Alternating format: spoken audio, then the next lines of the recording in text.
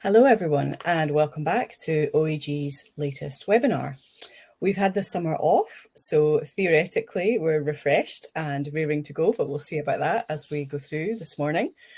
And summer in the UK at least feels like it's finally behind us, although we had one little last bonus blast of heat last week, but the jumpers are firmly back on now. Now, heat and what is acceptable will be something we'll come back to later on in the webinar. And meanwhile, those regular attendees amongst you may have noticed that we're using a different platform today, hopefully to bring you all a better viewer experience. But do bear with us if there are any technical difficulties. They will be entirely user error and most probably caused by me. So I'll just apologise in advance for any disruption that I might inadvertently cause. Having got that out of the way, let's get on with some introductions. My name is Deirdre Fulton. I'm a partner at Midas Aviation and a regular host of these OAG webinars. So I'm delighted to be back. I'm joined as ever by John Grant, OAG's Chief Analyst. Welcome, John. How are you today? Hi, Deirdre. Good to be back. 2 months off. Yeah, lots happening. It all changes so quickly, doesn't it? You think it's all stabilised and something happens around the world and we've got something else to talk about. So it should be interesting today. Good. And welcome back to Gary Bowerman. Gary is Director of Check-in Asia and somewhat regular attender on our webinars as well. So welcome back, Gary. We're looking forward to chatting with you today. Yeah, good afternoon, Deirdre. Good afternoon, good morning, John. Hope you're both well. It's good to be back. Yep, you kind of set it up there, Deirdre, as though the summer is past in the UK and in Europe. Here in Asia, we're sort of gearing up for the big season, the end of year season. And it's going to be great just to hear a bit about your perspective on that, Gary. So looking forward to getting into that. Okay, let's move on then on the slide deck to looking at our the first of our slides. What we are going to cover today is really, as we've said, so the summer here is all but past. How's the industry coped? Are we past that sort of operational fragility, which I think is a phrase that we've probably pulled out of the air, but it felt last summer like we were sort of lurching from one resource crisis to another, right across the industry. And I guess we're keen to have a look at and have a discussion about whether things have moved on from that very sort of new fragile position. We're also going to take a look at how this summer has stacked up compared to the old 2019 benchmark that we're not quite ready to give up yet. And we'll look at that in a sort of regional context. And then we always come back to China. Is demand coming back? And we'll have a good discussion about what we're seeing certainly across Asia as we come into that busy season. We'll be taking, as ever, questions as we go, so please don't hesitate to pop them in the box, and hopefully we'll be able to navigate our new platform and find them. So bear with us on that front. But yeah, let's get started and let's dive into the first slide. So this is the usual look at capacity that we take. So as of September, global capacity, which is this chart here on the left, pretty much now in line with the black line, which is 2019. Actually just 0.4% below this month at 489.3 million seats. It's a little down on last month, but that's in line with the normal seasonal trend. And actually, we looked back at the variance between August 19 and September 19, and capacity then fell by 6.3%. This year, it's a slightly smaller reduction, just a 5.4% reduction. So arguably a bit stronger to look at it with that kind of perspective. Looking forward, though, over the rest of the year, this is capacity as per the current schedule. It shows a bit of decline, John, doesn't it? But we shouldn't be too worried about that, should we? No, we shouldn't. It's a don't panic moment. That is all explainable by the Chinese carriers who have not yet filed their winter schedules. So there are a couple of airlines, some of the very large airlines in China, China Southern, for instance, who have filed a program for the winter, which has been distributed to all of the major GDSs. But unlike the rest of the world, and not surprisingly, perhaps, China has its own planning cycle for the industry, and the regulatory process is such that they really only get sign-off from the Chinese authorities about now. So we expect to see those schedules being loaded in the next couple of weeks. And that will bring us back to a near normal situation. I think it will be interesting to see this winter in China, and we'll talk about it in more detail, how much of a transition we see from this excess capacity we've had in their domestic market for the last 3-4 years and a conversion back into international capacity. You know, we've been saying for a long time it will take time for China to recover, and the necessary steps and processes to be put in place. So we don't need to worry about that. I think we're in sort of like that quiet period where the major European airlines and the US carriers scale back their leisure flying, and it just softly disappears. It's quite interesting when you look at the data. You sort of see from the first week of September through to the last week of September, most of the major low-cost carriers keep the same schedules and then begin to tail off a little bit. It's almost as though they keep the capacity there for those people who haven't got children and haven't had to travel in July and August to go away and enjoy the Mediterranean and leisure breaks. And in the US, some of the big, very big leisure carriers, people like Allegiant, have cut capacity by 35% week on week at the moment because the season's coming to an end. And in one of my blogs, I mentioned that they allocate some of those aircraft to doing things like carrying American football teams, NFL teams around the US.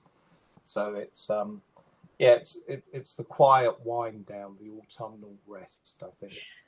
I think it's interesting, isn't it? And this is something I guess we'll come back to later on, maybe in this afternoon's webinar, to talk about those shoulder seasons and to what extent going forward we might see more activity in the shoulder seasons driven by temperature. But yeah, we'll come back to that. It's worrying, isn't it? I mean, Greek hoteliers may have to stay open until the end of October rather than the end of September if the shoulder season gets extended. Dramatic things like that will change. You know, it's very interesting to see how travel patterns are changing, and even in the United Kingdom, you know, there's been a full month of county and test match cricket in September when you'd normally expect the weather to be pretty adverse, and most of those games called off by rain, but not the case this year. Bringing it back to sport, I like it, John. There you go. And just a reminder of where we might have been. The orange line on the chart here is if growth had continued and there hadn't been a pandemic. Imagine that scenario. We would have been probably 13 to 14% higher than where global capacity is now. The charts on the right we've covered, I guess, but the headlines really are just, you can see the effect of the Chinese capacity in the domestic market there.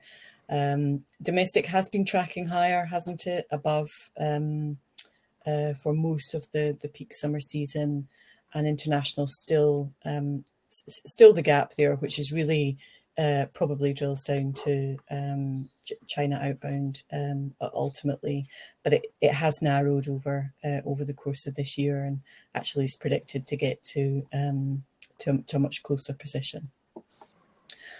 Let's move on to the next slide then, and we'll take a look at some of those regions specifically. So this is for the summer period now. So we're now looking at the IATA summer season, which runs from the end of March to the end of October. And we've done summer 23 versus 2019, just to take that sort of snapshot picture. So actually, at the highest level, capacity for summer 23 was just 1% behind summer 29. And I've just spotted a obvious typo here. That should read 29 on the slide, and we will amend that later. But there are regional differences. Of course, throughout the pandemic, we had really strong growth and really very little impact in Mexico and Colombia, which is driving a lot of the Latin America above 2019 levels. And obviously China's domestic market kind of retained strength mostly, apart from the sort of period where there were the worst of the lockdowns.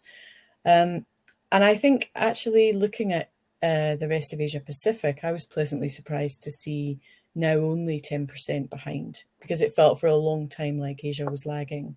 It must have felt like that to you, Gary, being there in the midst of it when the rest of the world was starting to travel again, and things were still somewhat closed off, weren't they, for a very long time?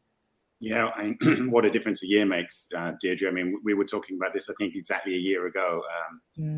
Remember, Southeast Asia started to reopen April 2022. Northeast Asia, Japan, Taiwan, Hong Kong really only came out of their slumber about this time last year. So Japan and China obviously waited until the beginning of this year. So this sort of stage, this phased recovery, this year, you have to say airports that I've been traveling to, particularly in the last couple of months in the region, they feel busy again. I wouldn't say they feel exactly like they used to, but they do feel busy again. It's quite interesting though, Deirdre. I mean, when you look at these headline numbers, and yet behind all of these are strategic changes that are taking place in the market. And it's always, about the devil is in the detail. In North America, not only have we got the issues about resources, not just directly for airlines, but more importantly, perhaps in the FAA and air traffic services. And of course, the pilot issue has been going on for a long, long time. But you're seeing the rise of the ultra low cost airlines, the Spirits, and the JetBlues. And of course, you've got the JetBlue Spirit merger that's probably going to accelerate and see some more activity over the winter months.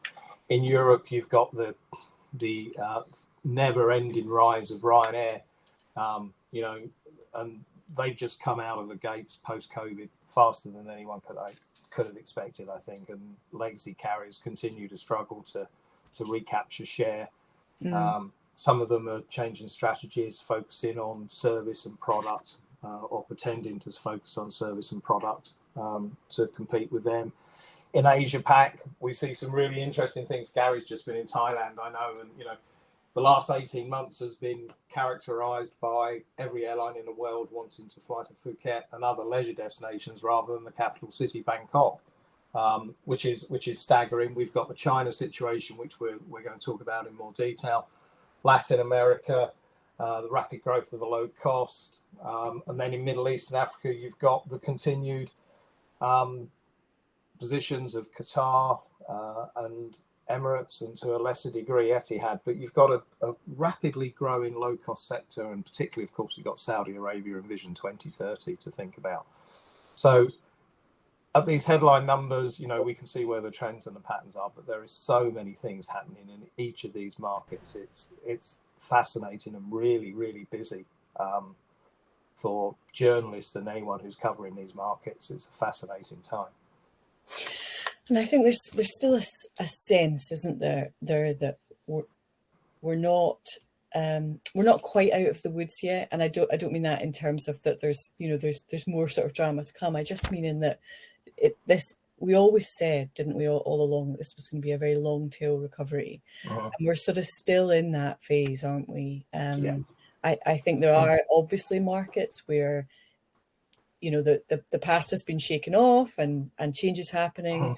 But I think as an industry collectively, there still is this sense that we're probably past the tentative recovery, but we're still in recovery mode, aren't we? Oh yeah, well, I mean, it's the industry was shaken to its core and it's recovering, but things will be different in the future. Going forward, things will be very different. Michael O'Leary may well get more custard pies thrown in his face in Brussels. Australia seems to be in meltdown in its airline industry at the moment.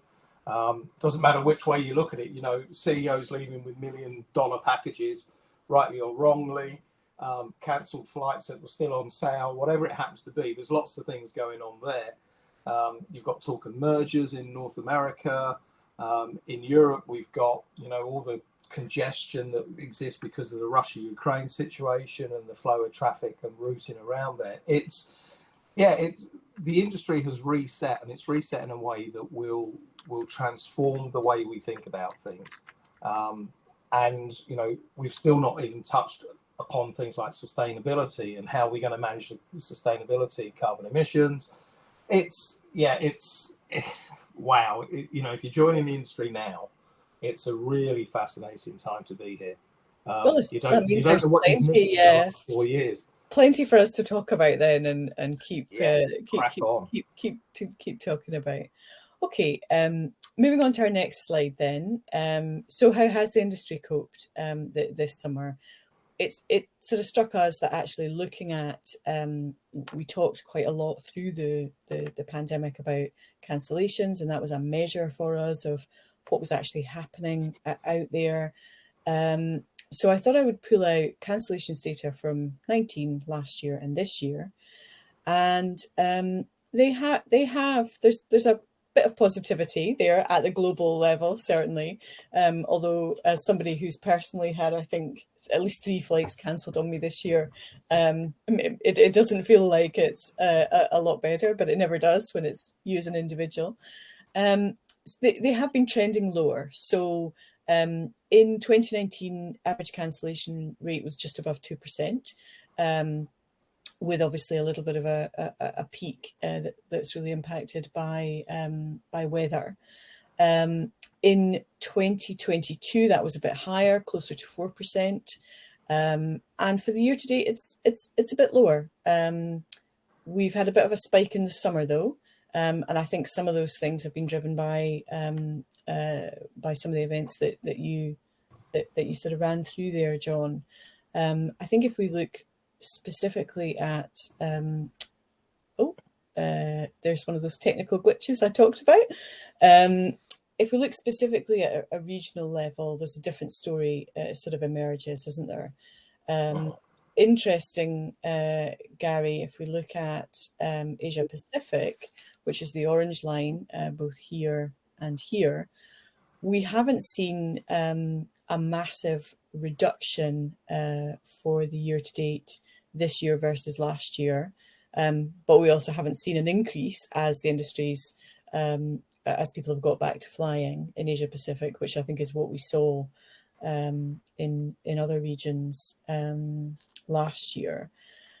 Growing cancellations in Latin America and Africa, I guess partly because there are things going on. John, you wrote recently about the interruption to flying that's taking place in Africa. Yeah.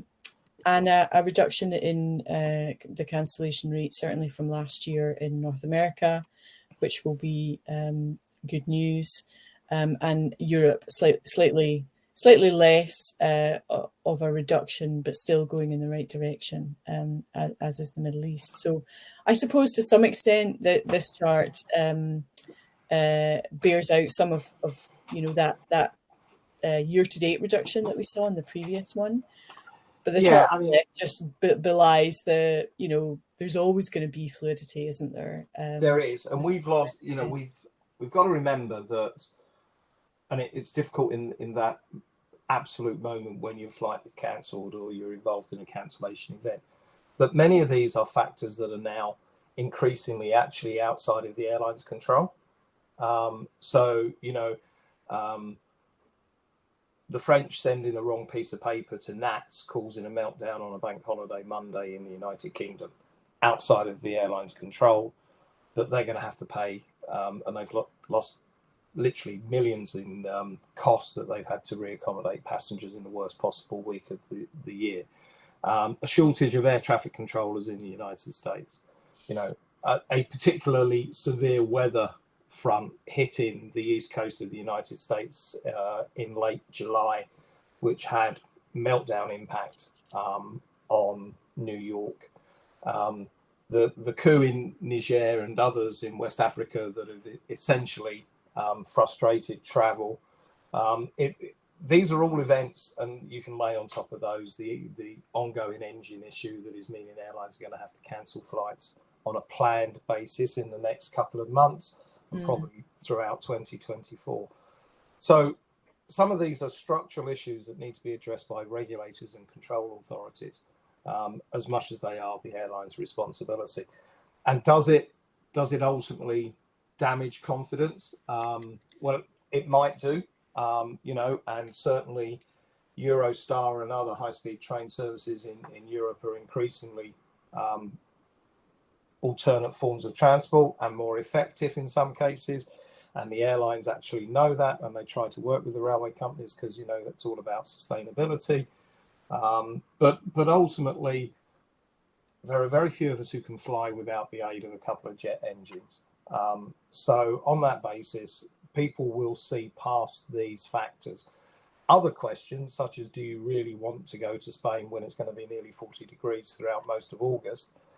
That's another question that needs to be answered in the course of time. But the industry, the airlines have actually got their acts together for summer 23. But other parts of the infrastructure and the travel ecosystems perhaps let them down.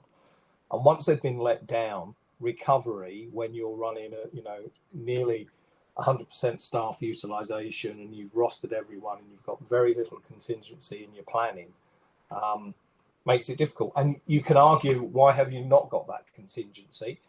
And then it becomes a circular argument, doesn't it? Well, we could have more people, they'd be sitting around spare, we wouldn't be using them, your airfare would go up by 5-10%. Would you want that? I think that's the challenge, isn't it? Because actually, what we had before the pandemic were sort of issues in the industry about resources and constraints and infrastructure and all of those things. We all hunkered down. We got through COVID and had a pretty rocky recovery back last year. And I think now, all of those issues that were there pre-COVID have not necessarily gone away. And now when airlines and airports and all of the players in the wider kind of ecosystem are trying to operate, as you say, with a much tighter ship in terms of better utilization of people, better utilization of resources, then there's just less redundancy in the system to catch up with itself when things go wrong. And I think maybe that's why when you see blanket cancellations of an airline cancelling a day's worth of flights or 2 days worth of flights, or taking a section of the schedule out because it's the only way that they can catch up with themselves again, in terms of getting things going. And that, as a traveller, that it does feel a bit different. And I think one of the biggest challenges is, during the last couple of years, we've seen a huge amount of experience be replaced by young talent. And if you've sat in the middle of a major air traffic control meltdown or a major flow restriction at a big airport and you're an air traffic controller, you know how to handle that situation. But if you've not done that before, the first couple of times you see that sort of event, you become ultra conservative. You become extremely cautious about the way you manage the flows and who's going where and all of those sort of things. And it's the same on the ramp when people are under pressure. People have seen and experienced those sort of things, the queues in terminals, how to handle passengers, etc., etc. Lots of that experience has been replaced by young people who are learning on the job.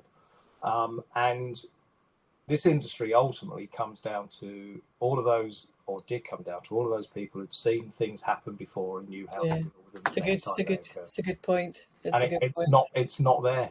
Yeah. And dare I say it, there are times when I've flown when I've actually thought, let me get on the other side of that counter because I know how to use a check-in system. I know how to look. Oh goodness! Save us!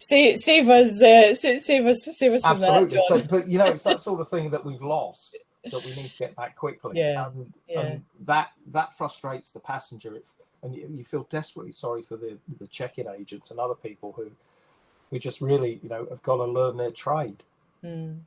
Okay. I think there's a whole other conversation there that we could probably go down a rabbit hole of talking about what technology, if you overlay the vision, and again thinking back to pre-COVID about where the passenger experience was going, and what interruptions have taken place to that, and there's a whole, maybe that's a topic for but we don't, the industry doesn't help itself. I mean, the number of stories you heard the week after the NATS meltdown in the UK, where airlines were automatically rebooking passengers onto flights at the end of September because that's the only space they had available on that route on that day. It's like, seriously? I mean, why are you doing that, guys? Think about it. Yeah. Okay, let's move on to the next slide, which takes us a bit more onto that subject, really. So we saw, as we've said, a lot of operational disruption last summer, which was about resourcing and aircraft availability. This summer, I think the sense is that things have improved.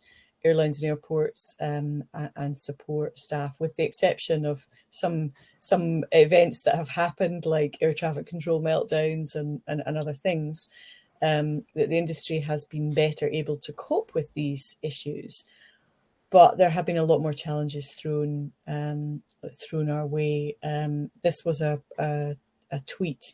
Do we call them tweets now that they're on X? Was it an X? I don't know. Formerly. Yeah. Formerly known as Twitter, whatever. But the World Meteorological Organization posted this back in July, in the midst of it all. And I think it really focuses the mind about the issues that temperature cause. We had a whole webinar last month where we talked, in July, where we talked about sustainability, and there is a natural conversation that would take us there. But really, I think my question is about, we haven't seen, so last summer was really the first return in the peak Northern Hemisphere summer to holiday travel, and there were heat waves. We've seen that again this summer. We saw in Europe people having to be evacuated from areas where there were wildfires. We saw people, changing holiday plans. We saw people on the news right across that swathe of red, experiencing really, really unpleasant temperatures. At what point do people start making different decisions about peak summer travel and holiday plans? I'd be really interested, and obviously I have a Western perspective on it, having been here, and the idea of being in where I was at the time, which was Naples, when it was nearly 40 degrees, was just a step too far. It wasn't a nice experience. Gary, what's the perspective from Asia on this? Is there a different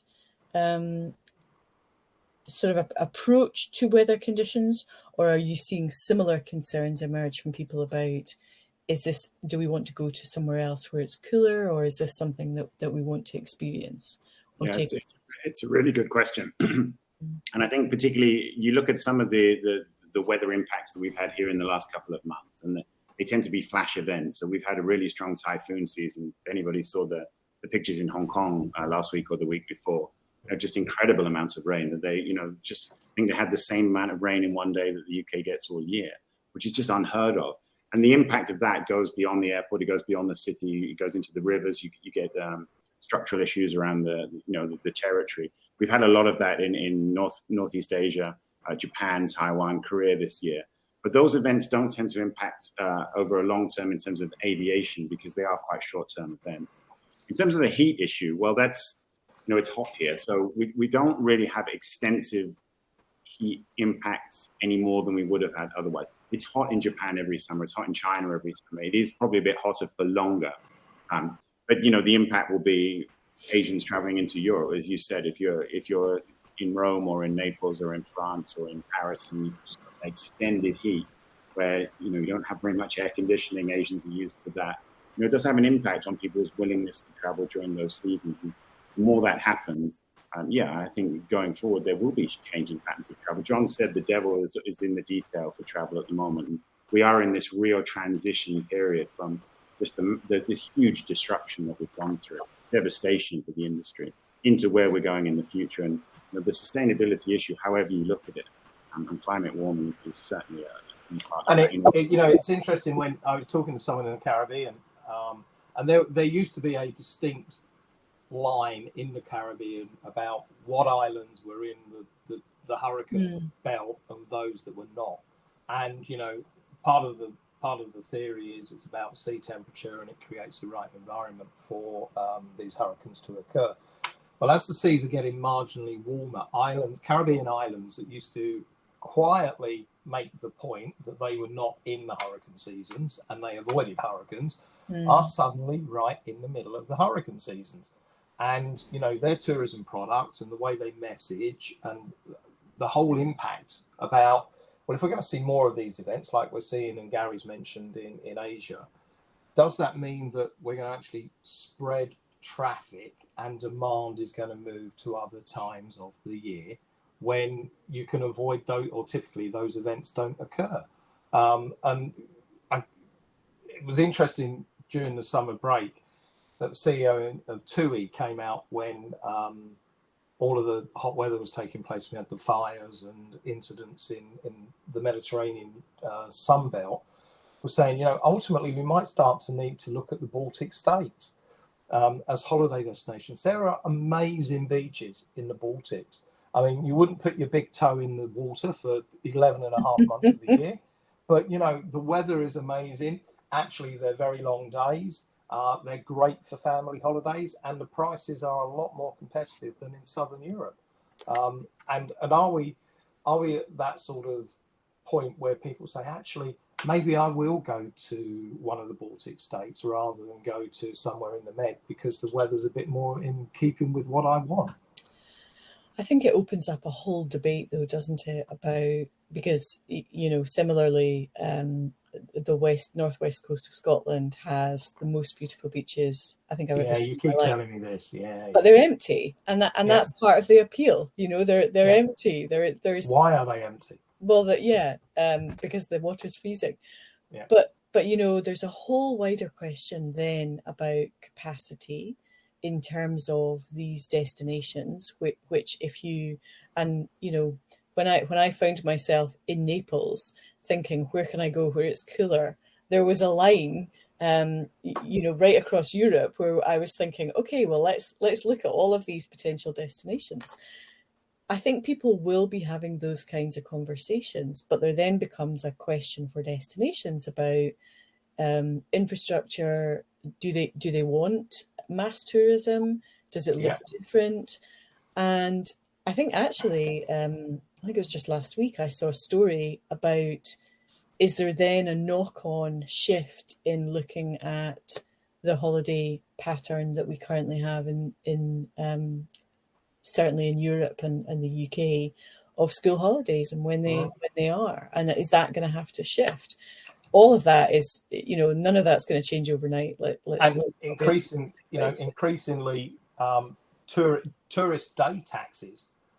If you want to go to Venice, Amsterdam effectively blocking cruise ships from day visitors, still allowing everyone from Brighton to go and see their team play Ajax in November, which is good news. But other things like that are happening, and we're seeing this sort of shift and potential change in travel patterns, and yet this whole issue about sustainability, protecting the environment. We've got major tourism cities saying, "Oh, I don't want any more."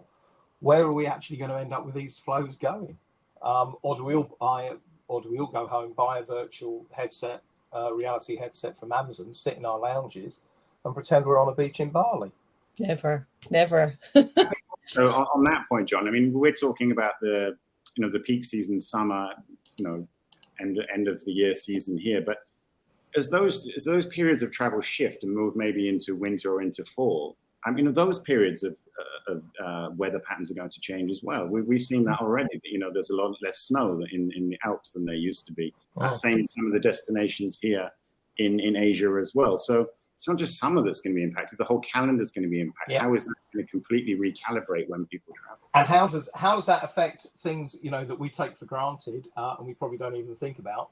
I have some friends who have been line engineers in maintenance and MRO facilities who surprisingly are at their busiest from the end of September through to the end of January, because they've got airlines bringing aircraft in that need C checks and D checks or whatever that they've held back. Now, if the seasonality is changing, those aircraft are still going to be required, or they may, the profile of their work patterns may have to change because the airlines are bringing those aircraft in at different times of the year for those necessary checks. It's the ripple effect could be quite interesting. I think there's another dimension as well for, de-peaking. The peak, if you like, has to be a good thing if you, if you're an airport that gets 40, 50, 60% of your traffic through 2 months in the summer, or you're a destination that has this huge influx of everybody trying to come in one place, spreading that out over a longer period has to be a positive for all sorts of reasons: employment, revenue generation, etc. But that relies on having the infrastructure and the resources in place at the other times of the year to deal with it. Deirdre, I agree, but let me put the other side of that, which is you don't let the regulator or a government interfere in that process, such as has happened in Amsterdam, where the airport and the airlines have been working to a movement target, and then a new party comes in and arbitrarily decides to restrict that.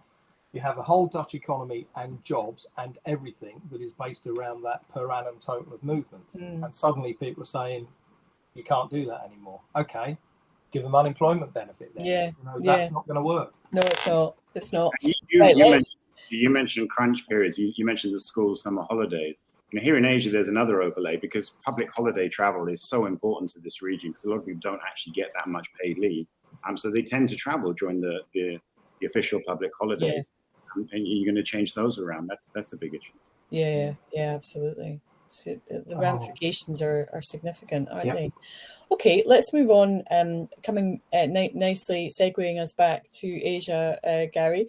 Let's come back to our next slide, where we thought we'd take a look at how recovery is panning out across some key Asian airports. And for the purposes of a slide that's coming later, we've excluded China from this slide, and some carriers. And this is really just a look at the biggest airports across the pace of recovery on the same measure that we had before. So capacity in summer 19 versus capacity in summer 23. Obviously, where there are big, and this is total capacity, so this includes domestic and international, we're seeing recovery and into growth where there are big domestic markets in India. We're seeing a sort of similar position across many of the Southeast Asian airports, but Hong Kong really sticks out, doesn't it, as sort of still lagging significantly behind. It's got some way to go, but we can't talk about 2023 as a year of two halves. It's a year of 4 quarters. And I think the last quarter of this year will see quite a significant improvement in quite a number of these Asian airports. And that in itself, will roll over into 24 and beyond. So this is just about the pace of pickup and recovery. And for all of the reasons, you can't you can't look at this slide without thinking of that 5-letter place that's huge and is influencing everything in this region, China. Mm-hmm. Mm-hmm. Totally. I mean, John's right. I mean, I think that the year of 4 quarters is absolutely right. We're coming to the business end of the travel season. This, you know, the fourth quarter here is so important, as John said, and you will see uplift across the regions, and particularly we'll come to China in a minute. Particularly Chinese travel is starting to get some progression. You should see. You are seeing at airports. You're seeing a lot more Chinese travelers. You're seeing a lot more Chinese airlines coming in and out. But it's still, the frequencies still aren't there at the moment. And it's still, Gary, isn't it, a very a very sort of short booking profile, isn't it, from making the decision to travel to actually traveling? I think particularly from China, I think there's still a great deal of nervousness. I think, you know, in terms of that quarterly progression, not just in terms of air capacity, not just in terms of actual travel activity, but in terms of building confidence once again. You know, nobody would have said, if we went back to the last quarter of 2019, that the world's biggest outbound market would essentially be isolated from the world for 3 years. No one would ever have believed that would happen. And then no one would ever have actually kind of realized the structural impacts that that's had on the industry and also on consumer perceptions of travel. You know, those things have taken time. As John said, it takes time to recover, especially such a big, large, dynamic and complex market like China. Yeah, yeah. Which leads us on to our next slide, which is looking at, and this is, again, just looking at summer capacity for China.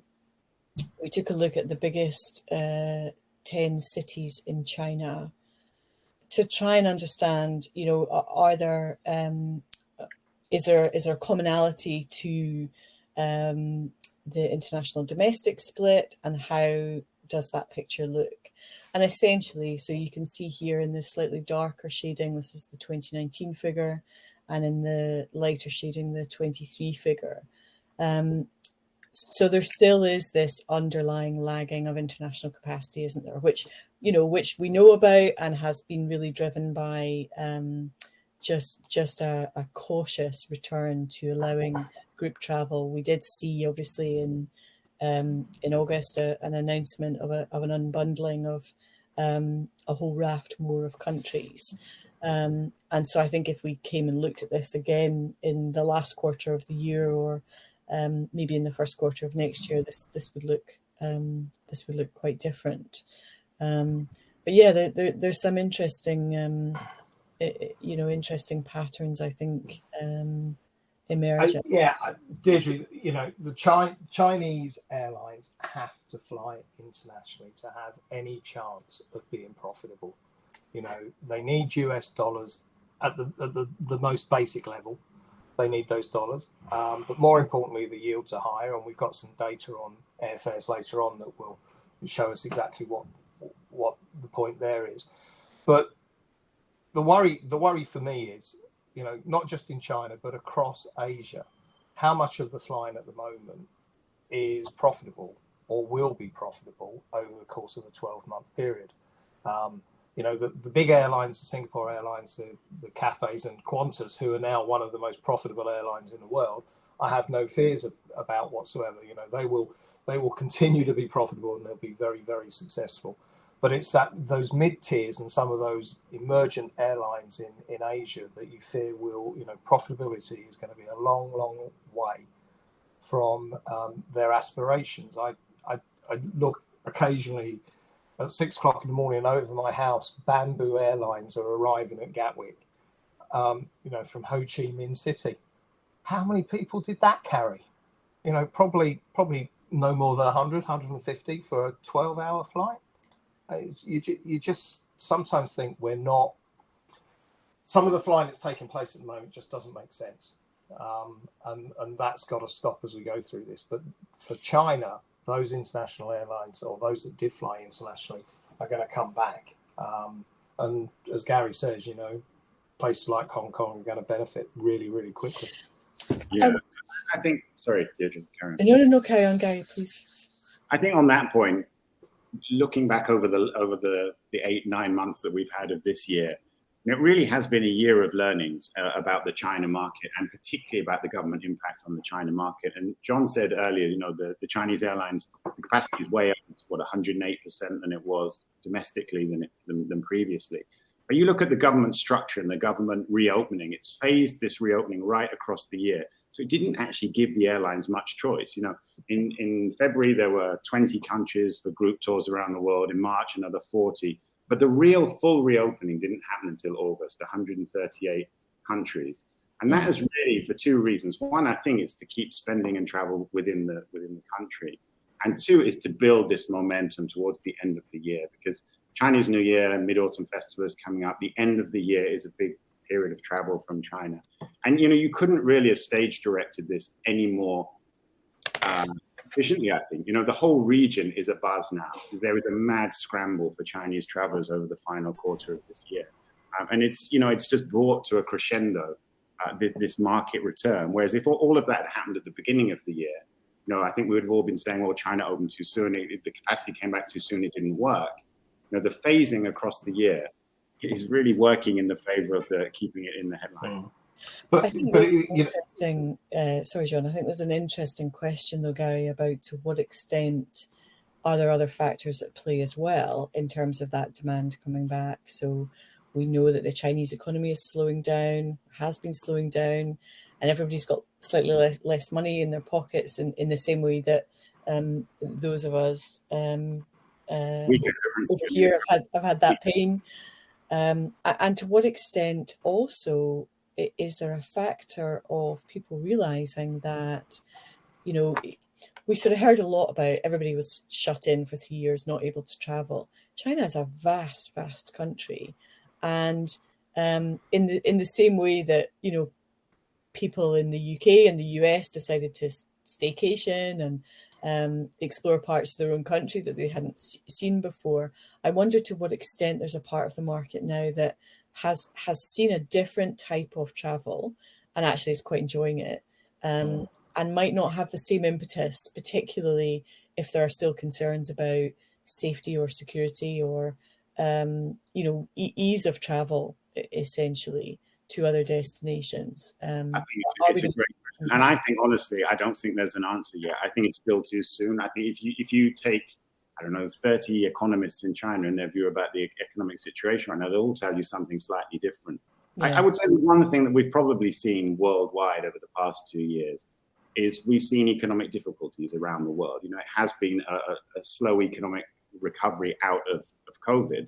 We've seen high airline prices. We've seen high airfares. All those factors that you would think would actually dampen down travel. But there has been a degree of decoupling between economic reality and the desire to travel. I don't think we'll see anything different from China. I think we will see demand coming back.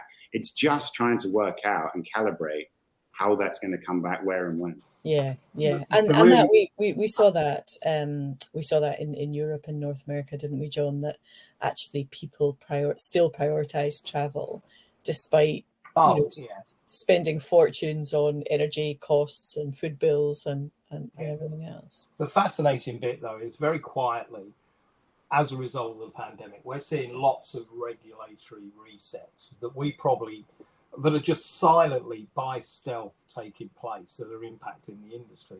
So we obviously, during the pandemic, we had the French government applying some rules in exchange for Air France and KLM getting some funding, but we're seeing different regulatory approaches in different parts of the world. We want Saudi Arabia suddenly wanting to be friends with everyone and have air services to every point in the world, whilst we're having some countries that are actually saying, "Oh, hang on a sec, we want to try and get back some control over our air service agreements," and that's fine. It's a bit protectionist. Does it help the consumer? Is it in the consumer's favour? Probably not. But then you're seeing mergers taking place and they're being called in for evaluation.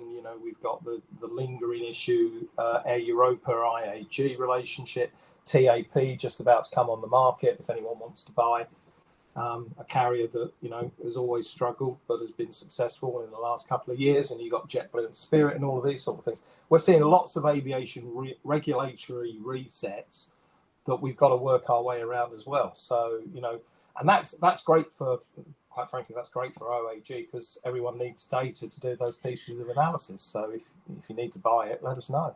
I also nice sales pitch, John. I also wonder to what extent some of that regulatory piece is coming out of, we talked about this, probably a year, 2 years ago, mid-pandemic, about this sense of a change in behaviour to become much more nationalistic. There's more protection of borders. That was the instant reaction, wasn't it? That everywhere shut down.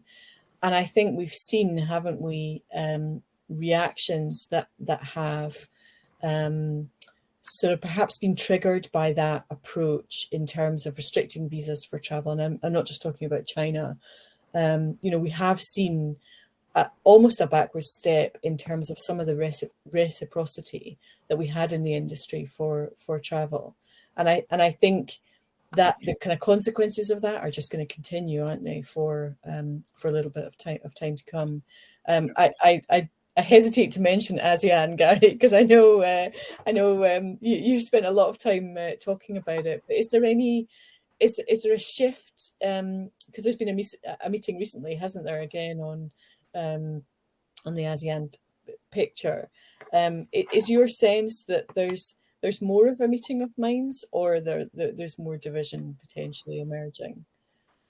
I don't think there's any more division. I think that positions have solidified. That there is a lot of division across ASEAN, and I think that was really highlighted during the pandemic, when there really was an opportunity to bring together travel, tourism, aviation, and actually look at a way forward for the region. But the powerful nations in terms of travel, tourism, aviation wanted to go their own way, and they continue to do so. And those are the ones that are doing the best right now. So, there is still talk in the region of perhaps having a pan-ASEAN visa for foreign travelers to come and travel in ASEAN. But what would that actually achieve, really? If you want to go to Thailand, you want to go to Indonesia, or you want to go to Philippines, do you need the same visa? It's not like Europe, where it's so interconnected. You travel across borders so easily. That doesn't really happen in ASEAN. I would say the other thing, in terms of John's point, a good one about regulatory issues, political issues are coming up. There are some quite consequential elections coming up next year. We have Indonesia, Taiwan, India's coming up too as well. These all have impacts on the way people perceive and the way regulations are drafted going forward. So I think those are issues to watch, particularly Indonesia, because it's become such a pivotal economic force in the region. Okay, let's come back to China then for our second last slide. Just keeping an eye on time there. So one of the questions we were asking was, is recovery coming? And we were talking a little bit there about there's a sort of flurry and a frenzy of activity of destinations gearing up for the return post the announcement in August of the ability for Chinese travellers to visit lots more places. I thought it might be interesting to take a look at the largest Asia Pacific markets in capacity terms. How recovered or otherwise they are, and then how reliant they were on China in terms of capacity in summer 19, and for which countries really is China particularly important. And we also know, don't we, of course, that it's not just about the volume of capacity and then ultimately passengers. It's spend in the destination, isn't it? The Chinese traveller is the highest spending tourist, which is what makes them so attractive to destinations. But I think interesting, Thailand, of course, and we'll come on to talk about Thailand shortly. Number one market for Thailand, and of course for Hong Kong, but also very important for Japan, Vietnam, and South Korea. So yeah, it's a significant period of time has passed without the volume of and spend of Chinese travellers. So there must be huge anticipation that recovery is coming in these markets. And it's interesting because you take South Korea as an example. The role that Incheon has played for Korean Airlines and Asiana, and ultimately they're going to be one carrier soon, subject to regulatory approval, of course, which is still outstanding. But their network to the United States and their connectivity to the United States has not recovered to 2019 levels because it was predicated on access to secondary Chinese cities that have not had the frequency and have not had the rebuild. So that's impacted, the amount of capacity they put into the North American market. And if you look at Japan, I mean, Japan is really interested. When you look at the bilateral situations and they're focused just on the big four cities from the Japanese carriers to China, there's lots of routes that were or could be served in a new environment once China is reopened that will change the way some of these markets behave in the future. You've also got in China, I mean, the US airlines still have not come back in the way that they were in 2019. Yes, they now have the bilateral's been changed and their services frequencies have been expanded, and they're both Delta and United are going to come back to Beijing, but Americans not shown any great appetite to go back to Beijing at the moment. It hasn't got a one world partner it needs to feed connectivity to. So things are changing, and part of that, those US carriers' capacity has now been reallocated to Latin America and Europe. Will that go back to China? Who knows? Yeah, interesting. And actually, we'll talk a bit more about that this afternoon, won't we, on our afternoon webinar? But those airfares on that slide, Deirdre, you were showing, I think, are yeah. I'll come back to the slide for a moment now. I mean, this was just, we took a snapshot look at China, Japan, and China, Australia average economy fares. These are in dollars, and that was the spike we saw in March. Was really February, March was the first wave of ability to travel, wasn't it? But who would travel at a fare level, of what's the average across for China, Australia? $2,500, $3,000. Yeah. Significantly above. Multiples of 4 and 5 times what you'd normally pay. I mean, capacity is limited. The number of airlines, that good old supply and demand, revenue management principles came in. Those three markets that you've mentioned, Deirdre, South Korea, Japan, and Australia. We'll come to Thailand in a moment. But remember, Thailand has been open for group tourists from China since the beginning of the year, more or less. South Korea, Japan, and Australia have only just really got their approved destination status back since early August. Australia, 28% of its Chinese travelers in 2019 were group tour travelers. So you really should expect an increase over the next few months. Yeah, let's move on to Thailand then, Gary, because the clock is ticking on. We thought it would be interesting, as you say, Thailand having been open, to really look at what is happening there, and is Thailand kind of maximizing that status, or indeed are Chinese travelers really coming back? So what we have seen is that summer 23 capacity is total for Thailand 74% of what it was in summer 19, and internationally only 70% of summer 19 levels.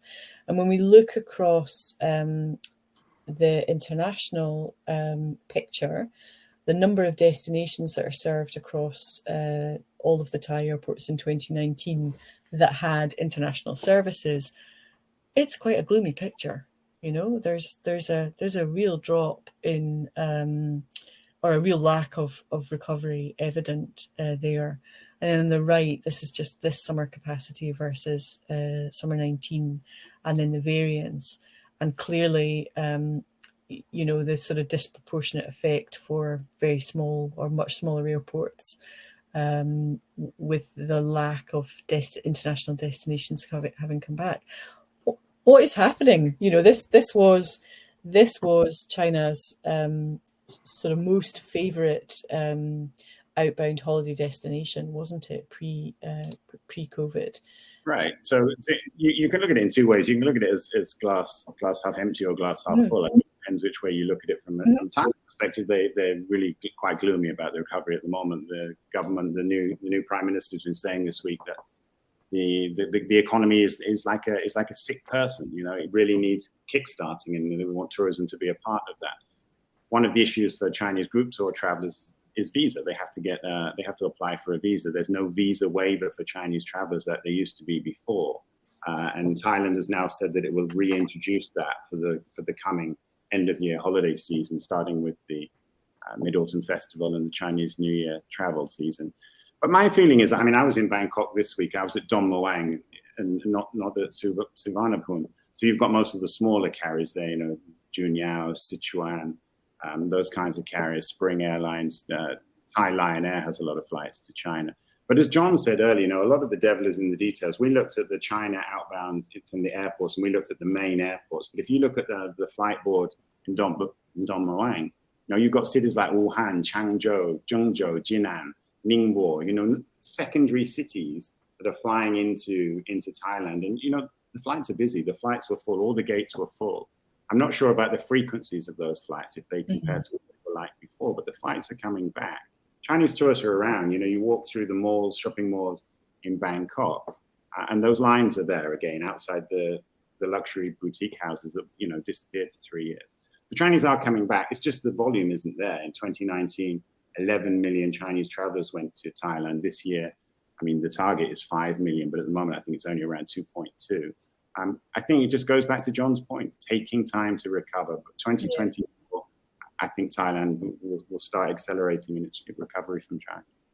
So really, as we'd said, you know, a story of 4 quarters, or 2 halves. You know, it's going to be interesting to see how the busy season pans out, really. Absolutely. And then in the fifth quarter, which is the really, really important one. If we go back to 2018, 2019, the first quarter of the year is very, very important for Asia Pacific because that's the Chinese New Year. You know, the Spring Festival, the Spring Festival period, the holidays around the region. That really kickstarts the year in terms of travel and tourism. So that will be the fifth quarter, really, I think. And, looking forward to how much there's a mad scramble for travelers in the fourth quarter of this year, but also forward bookings for the first quarter of next year. Okay, I think we'll have to leave it there.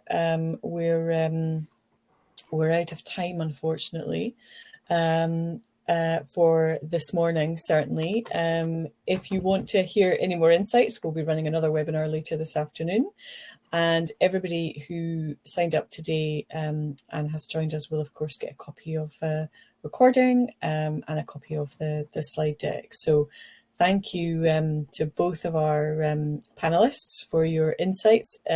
Fascinating as ever. Thank you, John. Thank you, Gary. Pleasure. And I've got the pleasure of both of you coming back later this afternoon. So I can hardly wait, Deirdre. We'll pick up again then. Thanks, everybody. And thanks to everybody for joining. Thanks. Bye-bye.